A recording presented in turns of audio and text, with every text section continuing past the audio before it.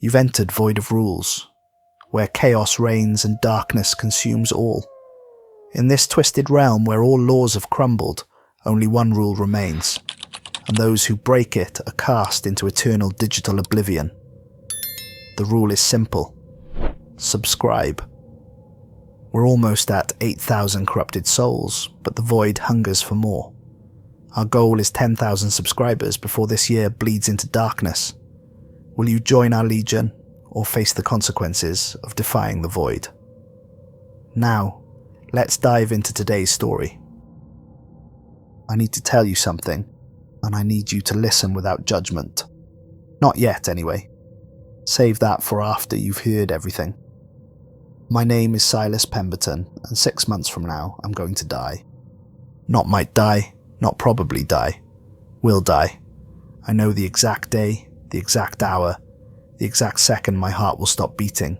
And before you close this recording, before you dismiss me as another lunatic with a death wish or a flair for drama, look at what I'm holding. This is a pocket watch. Victorian era, silver case, cracked crystal face. Beautiful craftsmanship, really. My grandfather would have loved it. But here's the thing that'll make you pause the recording and stare at your screen. The hands move backward. Not broken, not stuck. Backward. Every second that ticks by brings me closer to zero. And when it reaches zero, I die. The watch has been ticking backward for 6 months now, and I've watched every single second disappear. But I'm getting ahead of myself. You need to understand how I got here. You need to know about the night I met him. It was a Friday in April. Spring rain hammering against the windows of my workshop. I restore old books for a living, work I inherited from my grandfather, along with his estate in Ashford, Connecticut. The house is too big for one person, full of empty rooms and the weight of family history, but it's mine. Or it was mine. Past tense feels more appropriate now. That night, I was working on a Bible from 1647. The leather binding had worn smooth as river stones over the centuries, and the pages were so thin you could see the shadow of your fingers through them when you held them to the light. Delicate work. The kind that requires steady hands and absolute focus. I'd been at it for 5 hours straight, hunched over my workbench, barely noticing the rain or the lateness of the hour. Then the lamp beside me went out, not flickered, not dimmed, just died, like someone had snuffed it with their fingers. Then the one across the room. Then the one by the stairs. One by one, each flame extinguished, with a soft whisper of smoke, until I was sitting in complete darkness. The darkness that followed wasn't normal. It had weight to it, texture, presence. I could feel it pressing against my skin like cold water, filling my lungs with each breath. The air itself felt thick, resistant. My breath came out in white clouds, and I realized the temperature had dropped 30 degrees. In seconds. Frost crept across the stone walls, delicate fractals spreading like veins under skin, catching what little light remained. Beautiful and utterly wrong. That's when I heard footsteps on the stairs. Slow, measured, deliberate, each one echoing through the basement like a judge's gavel striking wood, like the tolling of a funeral bell, like the sound of inevitability itself descending toward me. He appeared at the bottom of the staircase, and I want you to understand something about what I saw. This is important because it's the detail that makes me know, absolutely know, that I didn't imagine this. I could see his face clearly. Every line, every detail was sharp and distinct. A handsome face, ageless, perfectly symmetrical, in a way that human faces never quite are. Strong jaw, high cheekbones, full lips. But the moment I blinked, the moment my eyes moved away, even for a heartbeat, the memory evaporated like water on hot stones. I'd look back and see a completely different face, then another, as if he wore 1,000 masks that changed faster than my mind could process them, except his eyes. Those I remember, dark as empty wells, old as the stones beneath ancient cities, and looking at me like he could see every secret I had ever kept, every lie I'd ever told, every shameful thought I'd ever had. He wore a black frock coat, perfectly tailored, with a silver watch chain across his vest. His boots should have made some sound on the stone floor as he walked toward me, but they didn't. Despite the heavy echo of his footsteps on the stairs, once he reached the bottom, he moved in complete silence, gliding across the floor like smoke. "Silas Pemberton," he said, and his voice did something impossible. It came from everywhere at once, layered like a choir singing in perfect dissonance. Male and female, young and old, familiar and utterly alien. It was my father's voice and my mother's voice and the voice of every person I'd ever loved, all speaking in unison. "I've been waiting for you." My mouth was dry as paper. My tongue felt swollen, useless. Waiting? Not here, not tonight. He gestured vaguely upward, toward the ceiling, toward the sky beyond, toward something I couldn't see or comprehend. For 34 years, I've been waiting for this exact moment, for you to be exactly the right age, in exactly the right place, with exactly the right amount of regret weighing on your soul. I don't understand. You will? He moved closer, and I noticed he cast no shadow despite the lamplight that had suddenly, impossibly returned. The flames burned steady now, as if they'd never gone out, as if the darkness had been a dream. "My name is not important. What I am is. I'm an envoy. Do you know what that means?" I shook my head, not trusting my voice. "I work for death, not as death, you understand. I'm not the Reaper himself. I'm a courier, a messenger, a facilitator."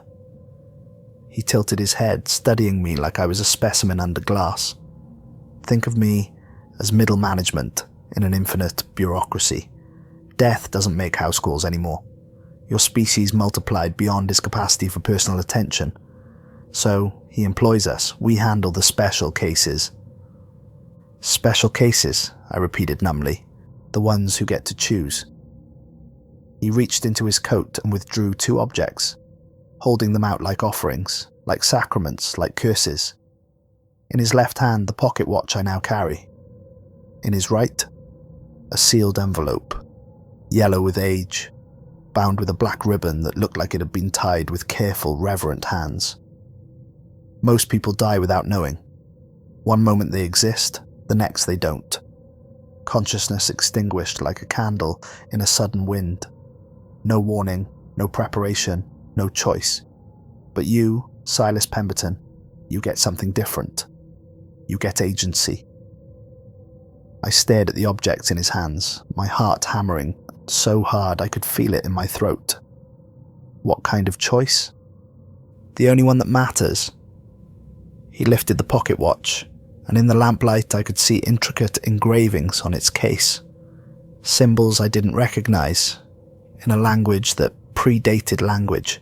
Choose this, and you live for exactly 1 more year. 365 days, 8,760 hours, 525,600 minutes, 31,536,000 seconds. You'll know precisely when your time ends, down to the heartbeat. You can prepare, say goodbye, finish your business, put your affairs in order, make peace with whatever God you believe in, die with your conscience clear and your legacy secure. He lifted the envelope. The wax seal was black, stamped with a symbol that hurt to look at directly. Choose this and you live. Maybe another week, maybe 50 years. Time becomes fluid, negotiable, uncertain. The rules bend. You might grow old, see your grandchildren, die peacefully in your sleep, at 90, with a lifetime of memories behind you. My heart was hammering so hard I thought it might break through my ribs. What's the price? Smart boy. His smile widened, and for just a moment I saw what he really looked like beneath all those shifting masks. I can't describe it. My mind won't let me remember. But I know it was terrible and beautiful in equal measure. Someone you love dies instead. Within 30 days. Could be anyone. Your sister with the twin girls who write you letters full of misspelled words and crayon drawings. Your friend from university who still remembers your birthday every year. That woman you still write to, even though she broke your heart 3 years ago. The universe doesn't care which one. It doesn't choose based on merit or worth or potential. It just needs a life to balance the scales. A soul for a soul. The room tilted. The floor felt liquid beneath my feet. That's not a choice, that's torture. That's mortality. He stepped closer, close enough that I could smell him now. Old paper and dried flowers and copper, like blood left to oxidize in open air, and something underneath that made my stomach turn, something ancient and fundamental and wrong. Let me tell you something about your parents, Silas, something you don't know. Your father didn't die instantly in that carriage accident. You were told he did. Everyone was told he did. But that was a mercy lie. My breath caught. What are you talking about? The wheel broke on a turn. You knew that. The carriage went into a ravine. But did you know your father was trapped under the wreckage for 4 hours?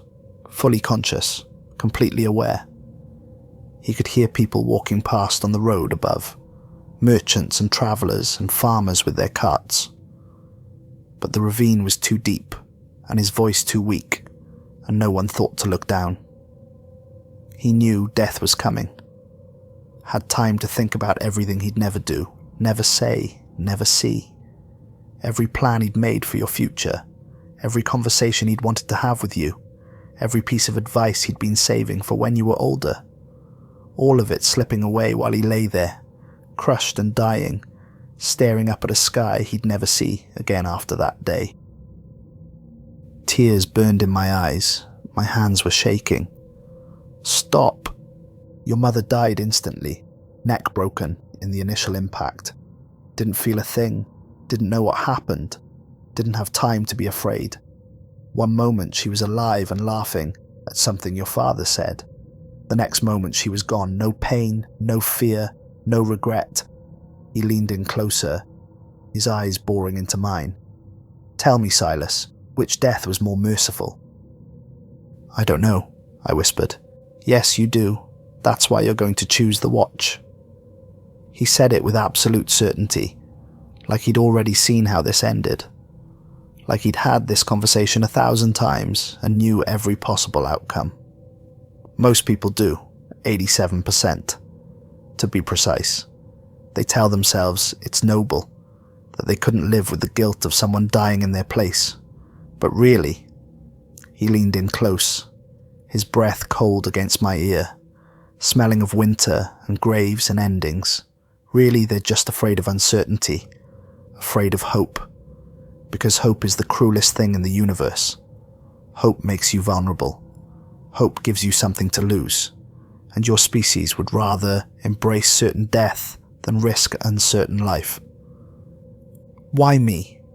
My voice cracked, broke. Why are you offering me this? Because you've been observed. He straightened, adjusting his coat with careful, precise movements. There are criteria, algorithms beyond human comprehension, celestial mathematics. Certain lives ring at certain frequencies, like tuning forks struck in a vast cosmic orchestra. Yours rang loud enough to be heard across the veil, loud enough to matter. That's not an answer. It's the only one you'll get. He extended both hands toward me again, the watch in one, the envelope in the other. Both objects seemed to pulse with their own internal light, their own gravity. You have until sunrise, 6 hours. I'll wait right here. I'm very patient. I have nothing but time. And if I refuse, if I choose neither? His expression didn't change, but something in the air shifted, darkened. The temperature dropped another 10 degrees. The flames in the lamps guttered and nearly died. Then you die tonight, right now. This moment. Your heart will stop before you finish your next breath. Refusing to play is still playing, Silas. The house always wins. The only variable is how you lose. He walked back to the stairs and sat down on the bottom step, folding his hands in his lap like a patient grandfather, waiting for a child to finish a game. 6 hours. Think carefully. I'll be here. I ran, up the stairs, through the house, out into the rain. My hands were shaking so badly I could barely saddle my horse, fumbling with buckles and straps that I'd fastened 1,000 times before. I finally got the saddle secured and rode into the night without direction or purpose, just away from him, from the choice, from the impossible decision he'd laid at my feet like a sacrificial altar. The rain soaked through my clothes in minutes. My horse's hooves threw up mud as we galloped down the old logging road behind the estate. I didn't care where I was going. I just needed to move, needed to think, needed to breathe air that didn't taste like death and ancient things and terrible choices. I ended up at the old cemetery where my parents were buried. I don't remember deciding to go there. My horse just carried me, like she knew, like she understood something I didn't. I stood between their graves, rain streaming down my face. Mixing with tears, I didn't remember starting to cry. The headstones were simple. My father's read, devoted husband and father. My mother's read, beloved, wife and mother. Such inadequate words for entire human lives. Such small monuments to people who had been everything to me. I talked to them for the first time in years. Really talked, not just the perfunctory greetings I muttered during annual visits when guilt drove me here. I don't know what to do, I told the stones, my voice barely audible over the rain. He wants me to choose between dying or killing someone. How do I make that choice? How does anyone make that choice? I knelt in the mud between their graves, my hands pressed against the wet earth. How did you make yours, Father? Those 4 hours trapped and dying, knowing it was ending, did you wish it had been faster? Would you have traded your life for Mother's, if given the chance? Would you have chosen the envelope? The rain was my only answer. That and the wind through the trees, carrying the smell of wet earth and growing things, and the promise of morning still hours away. I thought about Evangeline, my sister, sleeping peacefully in Boston, with her husband and daughters. She'd just written me last week about their upcoming holiday to the seashore. The girls were so excited, she said. They'd been collecting shells for weeks in preparation, arranging them in careful rows on their bedroom windowsills, giving each one a name and a story. Evangeline had always been like that, finding magic in small things, teaching her daughters to do the same. I thought about Tobias, my best friend since university, who was getting married in the fall to a woman who made him laugh in a way I'd never seen before. He'd already picked out our suits, sent me a sketch with excited notes about the colour scheme and the flowers and the venue. He'd asked me to stand beside him at the altar, said he couldn't imagine the day without me there. I thought about Cordelia, who I'd loved once and maybe still did, in a quiet, resigned way that felt like a low-grade fever I'd learned to live with. She'd ended our engagement 3 years ago, said she couldn't marry someone who lived in the past, who spent all his time with dead authors and forgotten stories instead of building a future. She was probably right. She usually was. But we still wrote letters, trading thoughts on books and art and the small observations that make life bearable. Her last letter had been about a new painting technique she was trying, her words full of excitement and possibility. Any of them could die if I chose the envelope. Random selection from the universe's lottery of death. The cosmic scales would take one life to balance another, and I wouldn't know whose until it was done. Until I got a telegram, or a letter with a black border, or a knock on my door in the middle of the night. But if I chose the watch, I'd have 1 year. Just one. 365 days to say everything I needed to say, and do everything I needed to do. I'd never see Evangeline's girls grow up, never watch them become the women they'd someday be, never dance at Tobias's wedding, or meet his children, or grow old alongside him, never have the chance to tell Cordelia I understood now what she meant about living in the past, that I finally saw what she'd been trying to show me. 1 year, that was all I'd get. At 34 years old, when most people were just beginning to figure out who they really were. The rain fell harder, each drop hitting my skin like a small accusation. Lightning split the sky, illuminating the cemetery in brief, stark flashes that made the headstones look like broken teeth rising from the earth. In one of those flashes, I saw him, the Envoy, standing at the cemetery gates, motionless as a statue, watching me, waiting. I don't know how long I knelt there between my parents' graves.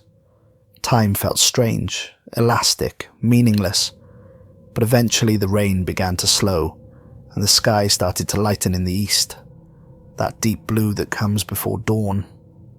The birds began their morning chorus, tentative at first, then growing in confidence and volume. I stood up, my legs stiff and aching, my clothes soaked through and heavy. I walked back to my horse and mounted, my movements mechanical, automatic.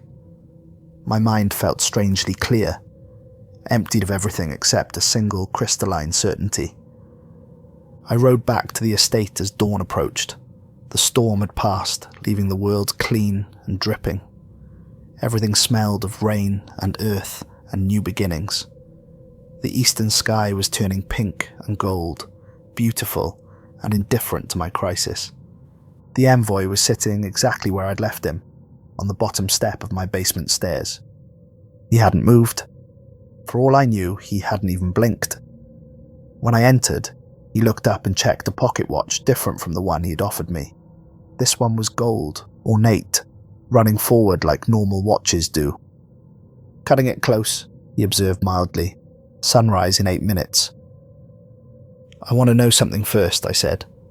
My voice was steady now, calmer than I expected, emptied of emotion through sheer exhaustion. Have others made this choice?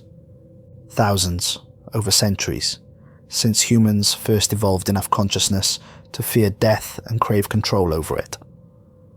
What do most people choose? The watch, 87%, give or take a few percentage points depending on the era and culture. He stood producing the two objects again, holding them out with the same patient gesture.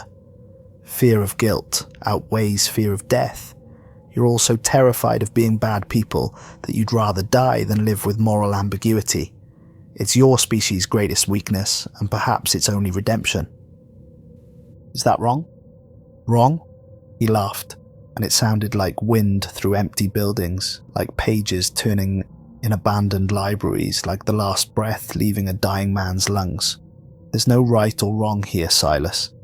Just choices and consequences. The universe doesn't judge. It doesn't care about your morality, or your guilt, or your noble intentions. It just balances accounts. A life for a life. A choice for a consequence. Action and reaction. That's all there is. That's all there's ever been. I looked at the watch and the envelope, my hands trembling. Behind me, through the small basement windows, the sky was turning from pink to gold. Somewhere above, the sun was climbing toward the horizon, indifferent and eternal. 3 minutes, the Envoy said softly. I closed my eyes and saw my father's face. Not from photographs or fading memories, but clear as life, as if he were standing right in front of me. I saw him smile at me when I was 7, when I'd successfully read my first complete book cover to cover. I saw the pride in his eyes, the way his whole face lit up with joy at my small accomplishment. I saw him teaching me to ride a horse, his patient hands guiding mine. I saw him laughing at dinner, telling stories that made my mother roll her eyes and smile. I saw him dying in that ravine, trapped and alone, knowing he'd never see me grow up. And I knew what he'd choose, what he'd want me to choose. I reached out and took the pocket watch. The metal was ice cold against my palm, so cold it burned. The moment my fingers closed around it, I felt something shift in my chest, like a key turning in a lock, like a door closing that could never be opened again. The watch face showed exactly 1 year, the hands already beginning their backward journey. "Most choose as you have," the envoy said, and there was something in his voice that might have been approval, or might have been pity, or might have been nothing at all. The guilty sleep better than the damned, or so they tell themselves. Whether that's true, I couldn't say. I don't sleep. He reached into his coat and withdrew a leather journal, its pages blank and waiting. The leather was soft, well worn, like something that had been carried for a long time. "Write it down. Everything. Every thought, every fear, every moment of regret and joy and terror. Documentation matters. Stories are how humans make sense of death, how you create meaning from the meaningless." "Why?" I asked, my voice barely a whisper. "Why does it matter if I write it down?" "Because someone needs to know you are here, that you chose, that you mattered." He placed the journal in my hands with a gentleness that surprised me. In the end, that's all any of us want. To know we mattered, that our existence created some ripple in the universe that continues after we're gone. Write it down and you'll matter. Stay silent and you'll be forgotten like all the others who took the watch and said nothing. I looked down at the journal, feeling its weight, its potential. When I looked up, he was gone. Simply gone. The temperature was normal. The frost had vanished from the walls without leaving so much as a water stain. My lamps burned steady and ordinary. The only evidence he'd ever existed was the watch in my hand, ticking backward, and the journal with its empty pages waiting to be filled with my ending. That was 6 months ago. The first month was denial. I convinced myself it had been a hallucination, stress-induced psychosis, a waking dream brought on by too many hours alone with old books and older ghosts. I put the watch in a drawer and tried to forget about it. But every night I'd wake up at 3 in the morning, that dead hour when the world feels most unreal, and I'd check the drawer. The watch would still be there, still ticking backward, still counting down to 0. I'd hold it to my ear and listen to that wrong reverse ticking, and I'd know it was real. All of it. The envoy, the choice, the year I had left, all real. The second month was research. I tore through my grandfather's library, searching for any mention of envoys or death bargains or impossible choices offered in the dark, and I found them. Dozens of accounts scattered through centuries of writing, hidden in footnotes and marginalia, and private journals that had somehow survived the burning of papers and the passage of time. A monk in 14th century Prussia who chose the watch. His journal was meticulous, documenting every day of his final year with the precision of a man trying to hold on to time through sheer force of will. The final entry was dated exactly 1 year after the first. It ended mid-sentence, the ink trailing off into nothing, the quill still on the page.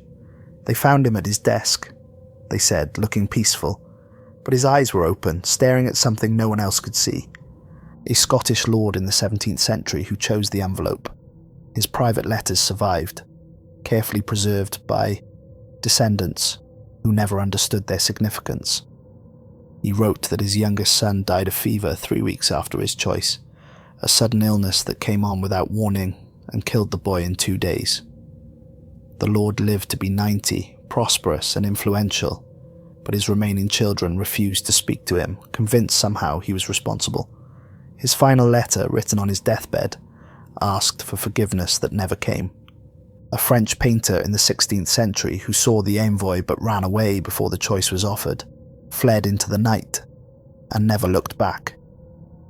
He spent the rest of his life painting the same figure in every work, always in the background, always watching. In portraits, he'd be standing in a doorway. In landscapes, he'd be a distant figure on a hill. In religious scenes, he'd be among the crowd, always there, always present. The painter's final work showed the envoy standing beside his deathbed, finally come to collect what was owed. They found the painting still wet when the artist died, his hand still holding the brush.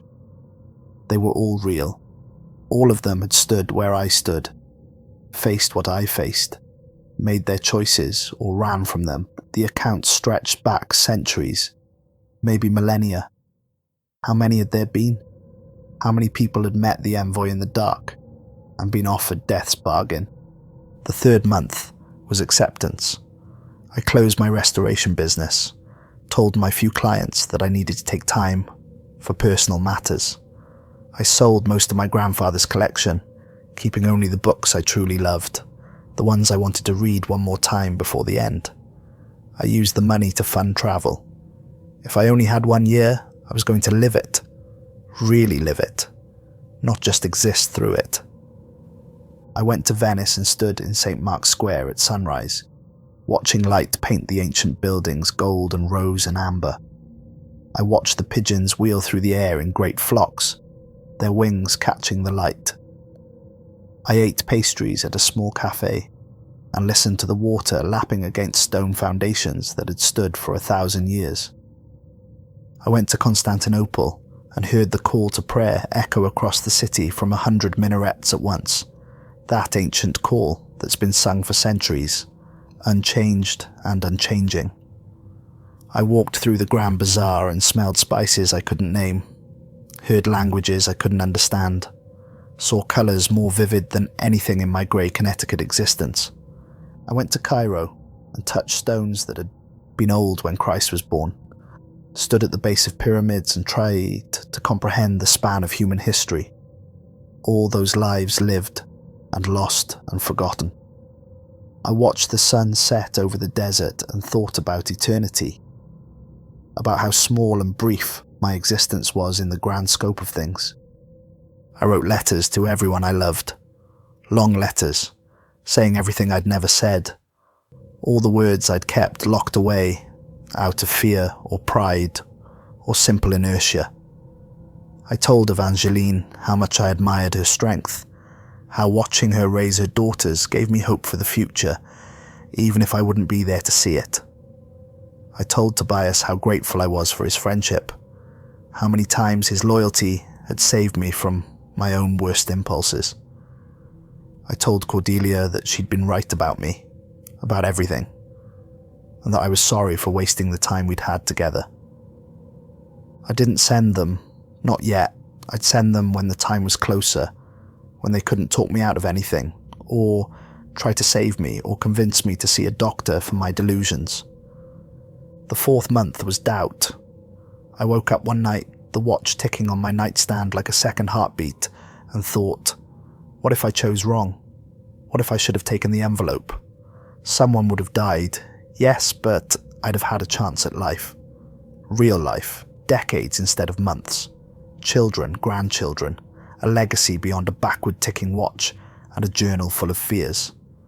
Maybe I was a coward after all. Maybe I dressed up fear in noble clothing and called it sacrifice, called it morality, called it the right choice when really it was just the safe choice. The choice that let me feel good about myself even as I marched toward oblivion.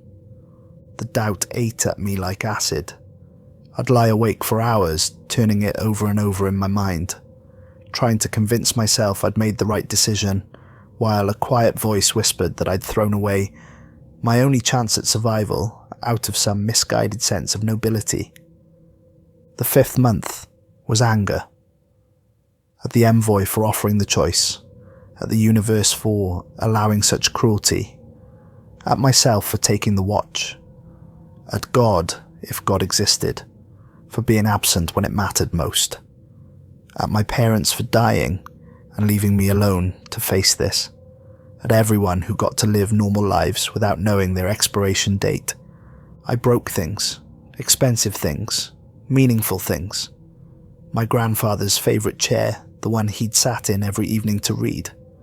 A window in the parlour, the antique glass shattering into 1,000 glittering pieces. The china cabinet full of family heirlooms, generations of accumulated treasures, reduced to shards and dust. It didn't help. Nothing helped. The anger burned itself out and left only ashes and broken things, and me still holding a backward-ticking watch, still counting down to zero. And now it's been 6 months. Half my time is gone, disappeared like water down a drain.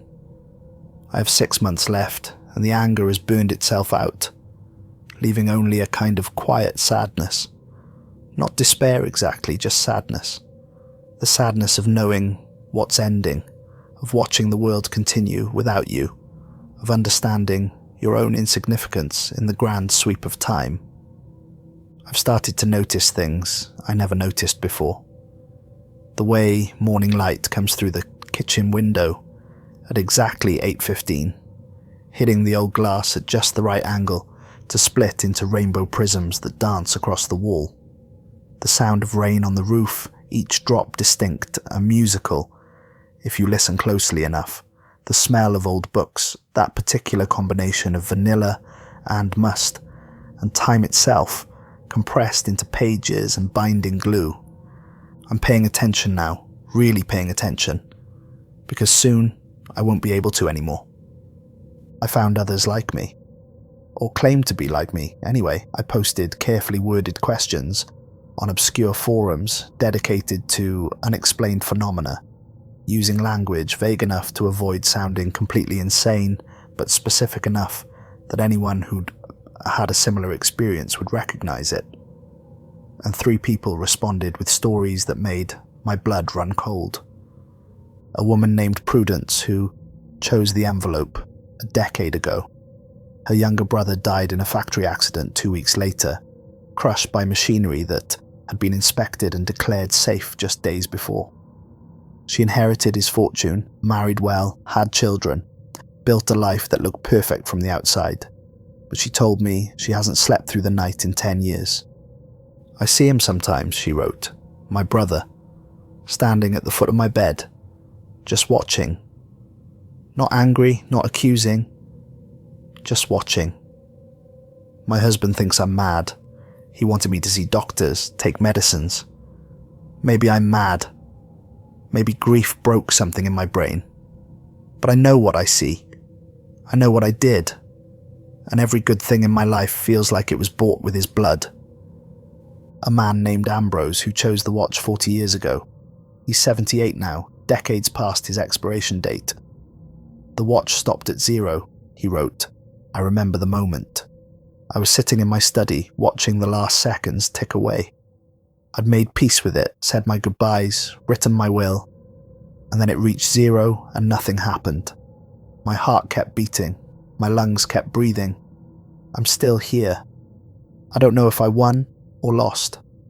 I don't know if the envoy lied, or if I'm living on borrowed time, or if every day since then has been some kind of afterlife I don't understand.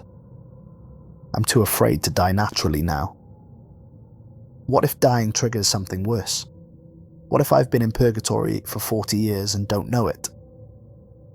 A woman named Beatrice, who saw the envoy but refused to choose, ran away before sunrise and never looked back.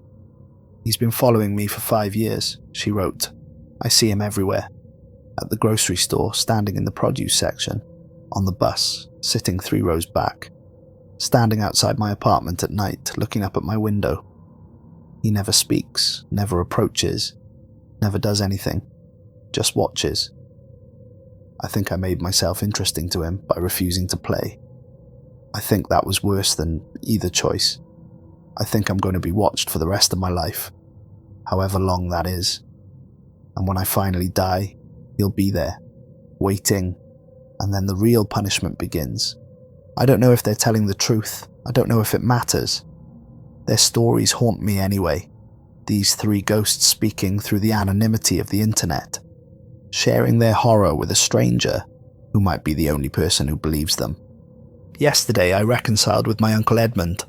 We'd had a falling out 5 years ago over my grandfather's will, stupid petty stuff about money and property, and who loved the old man more, who deserved what, who'd been slighted or favoured. The kind of family drama that feels so important in the moment and so meaningless when you're staring at your own mortality. I rode to his house unannounced and found him in his garden, tending roses that had been my grandmother's pride. He looked up when I approached, his face cycling through surprise and wariness and something that might have been hope. "Silas," he said cautiously. "I'm sorry," I told him, "for everything, for the fight, for the years wasted, for being too proud and too stubborn to reach out sooner." We talked for hours on his porch, working through years of accumulated resentment and hurt feelings. We cried together, two grown men weeping over lost time and stupid pride. When I left, he hugged me tight and said I looked thin, asked if I was eating enough, if I was taking care of myself. I wanted to tell him, wanted to explain why I'd come, why it mattered now when it hadn't mattered before. But how do you tell someone you're dying when you look perfectly healthy? How do you explain the watch without sounding insane? So I just hugged him back and promised to visit again soon. A promise I'll keep exactly once more, before the watch runs out. Last week, I went to see Cordelia. I didn't write ahead, didn't give her any warning. Just showed up at her studio in New York, unannounced, climbing the 3 flights of stairs to the converted loft space where she worked. She was covered in paint, working on a massive canvas full of violent reds and blues that seemed to pulse with their own internal light. She looked exactly the same as I remembered, beautiful and fierce and utterly herself, completely absorbed in her work until I knocked on the open door. "Silas," she said, surprised, "what are you doing here?" "I needed to see you." We had coffee at the place we used to go when we were engaged, a little cafe on the corner that probably didn't remember us but felt sacred anyway. She talked about her art, upcoming exhibitions in Boston and Philadelphia, a trip to Paris she was planning for the spring.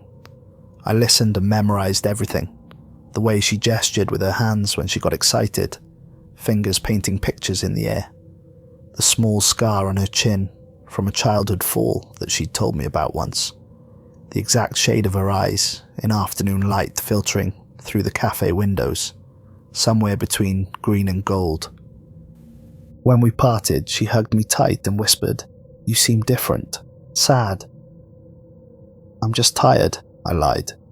"You were always tired," she said. "That's not what I mean. You seem like you're saying goodbye." I almost told her then. The words were right there, pressing against my teeth, demanding to be spoken, but I swallowed them and forced a smile. "Come visit again soon," she said. "Don't wait so long next time." "I won't," I said, and meant it in a way she couldn't understand. I'm writing this now because I need to document it while I still can. While the memories are fresh and the words come easily, and I can still think about something other than the watch ticking backward on my desk. Soon I know the end will start to loom larger. The watch will tick down to days, then hours, then minutes, and I'll lose the ability to think about anything else. But right now, in this moment, I'm okay. I'm not happy exactly, but I'm okay. I made my choice, right or wrong, cowardly or brave. It was mine. And I'm living with it. Really living, more intensely than I ever did before. Every moment feels precious now, weighted with meaning and significance. Colors seem brighter, food tastes more vivid. The touch of rain on my face feels like a blessing. This morning, I watched the sunrise from my bedroom window. The sky went from black to purple to pink to gold, a slow transformation that took nearly an hour.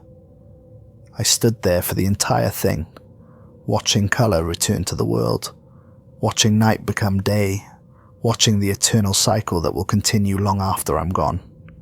It was the most beautiful thing I'd ever seen. Tomorrow, I'm riding out to the cemetery again. I'm going to tell my parents everything. About the Envoy, the choice, the watch, all of it. They can't answer, but maybe they can hear. Maybe somewhere. Somehow they understand. Maybe they're proud of me for choosing what I chose. Or maybe they're disappointed I didn't fight harder for life. I'll never know. But I need to tell them anyway. I have 6 months left, 182 days, 4,368 hours, 262,080 minutes, 15,724,800 seconds. The watch is ticking backward on my desk right now.